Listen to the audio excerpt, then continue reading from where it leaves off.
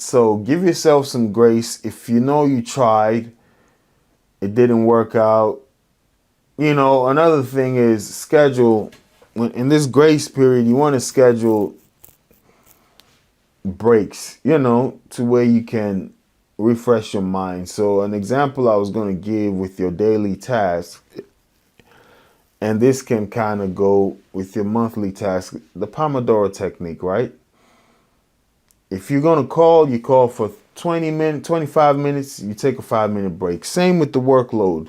You work, then you treat yourself. But don't treat yourself before the results, right? Do the work and then treat yourself. It kind of motivates yourself. Like, okay, if I do this, I'm going to get this treat. Nothing major. Maybe I'm going to eat out somewhere. Maybe I'm going to take a little trip somewhere. Just something small. Maybe I'll buy myself a watch. Maybe I'll buy myself a new suit, a bag. Just something, whatever it may be. Hey, future real estate stars, stop wasting your hard-earned money on overpriced courses that don't deliver results. Why pay hundreds, even thousands, when you can get the same training for free? Click the link in the description below and start your real estate journey the smart way. Learn proven strategies, insider tips, and build your business without breaking the bank. Your success starts now. That would kind of let you know the hard work is paying off in a small way. Don't go too crazy, but treat yourself, give yourself some grace, right? So, as I said, for the 2026 business plan, we're trying to simplify it. Just 7 points on a sheet of paper or a flashcard, right? Step 1. How many deals do I want to close? Step 2, what are my lead sources? Step 3, list my KPIs, my key performance indicators, or my revenue generating activities, the RGAs. Step 4, list my daily tasks or calendar. Step 5, schedule monthly/quarterly follow-ups. We call these evaluation days. Put it on your calendar. Today, I'm going to evaluate my business. Right? How did I do? That's why you're tracking these things, and you take a time out of the month to evaluate how did I do. And then step 6, make necessary adjustments. Step 7, stay consistent, rinse and repeat, or give yourself some grace, right? Give yourself some grace, treat yourself. Well, I hope you have a successful 2026, but here's the thing, right? This can apply for other years as well. Some things I wanted to point out here is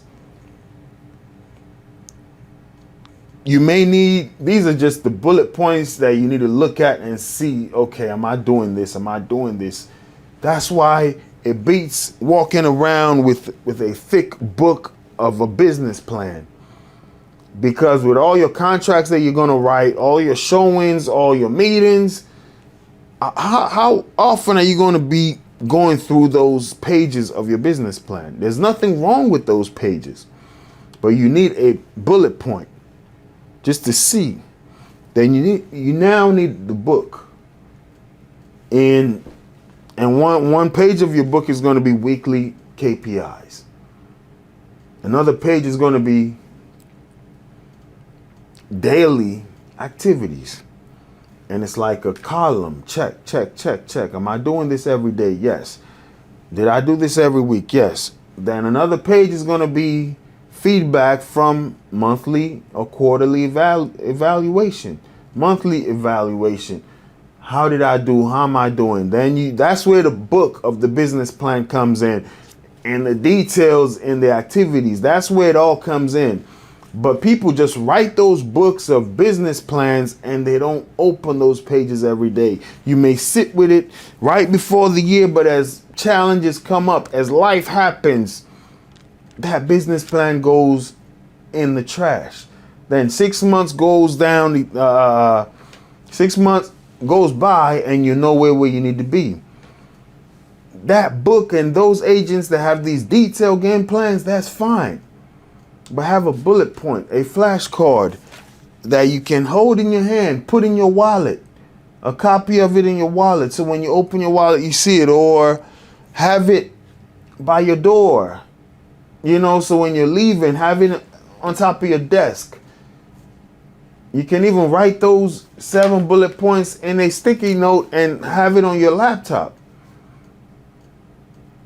Multiple areas so you can always come back. And what that does is it then a light bulb flashes. I need to go open my business plan, the book of your detailed plan, and then review it. That's why you need these 7 points written down on a flashcard, sticky note, have it by the refrigerator, or even a calendar reminder on your phone. 7 business plan, and you do it, repeat every week or every day, whatever it may be. Don't do it every day because it kind of gets old. Maybe every week or every month, bi-weekly, your calendar pops up with your 7 key points for your business plan. When that pops up in June, you will be checking your business plan. When that pops up in February, you'll be checking your business plan. The problem is some agents go into the year without a business plan. Some actually write the business plan, and then when the year starts rolling, it falls by the wayside. Some write a detailed business plan, and they're able to check on it and follow up, right?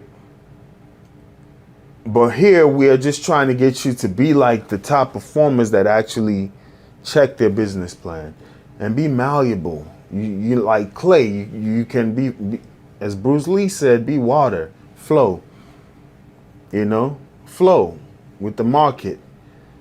Evaluate what's going on. See what changes need to be made. Where do I need to double? Your ultimate hub for real estate insights, breaking news, entrepreneurial wisdom, investing strategies, and self-development hacks.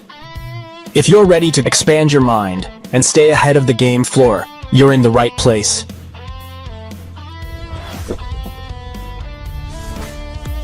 Subscribe now.